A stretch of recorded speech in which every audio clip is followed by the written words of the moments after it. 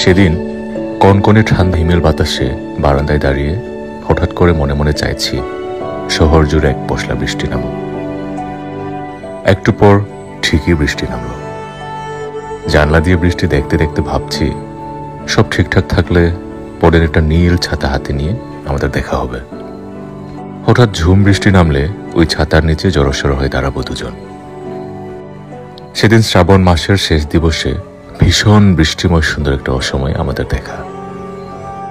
সকাল থেকে বৃষ্টির পালা শুরু। আকাশ যেন মনে মনে পণ করছে আধার জড়ানো এই দিনে শ্রাবণকে হারিয়ে দেবে। আমার সাদামাটা জীবনে এক পশলা বৃষ্টি নিয়ে এসেছিলে তুমি। ঝুম বৃষ্টি নামার পর দৌড়ে ঘুরে করে আমরা একটা চায়ের দোকানের নিচে আশ্রয় নিলাম। ফুটপাতের ওই ভেজা বেঞ্চটাতে বসে জবথব হয়ে ভেজা কাকের মতো চায়ের কাপে উষ্ণতা খুঁজছিলাম দুজনে। হঠাৎ পৃথিবীর বুকে একটা দমকা হাওয়ার বৃষ্টি বয়ে যায়। সেই বৃষ্টিতে তোমার অবাধ্য এলো চুল যখন চোখের সামনে চলে এসে তোমার দৃষ্টিকে ক্ষণিকের জন্য অন্ধ করে দেয়। তুমি চুল সরিয়ে বলো, চলো আমরা আজকে ইচ্ছে মতো ভিজি। আমার দীর্ঘদিনের চাওয়া হঠাৎ তোমার মুখে শুনতে পেরে মুহূর্তেই উচ্ছ্বাসে রাজি হয়ে গেলাম।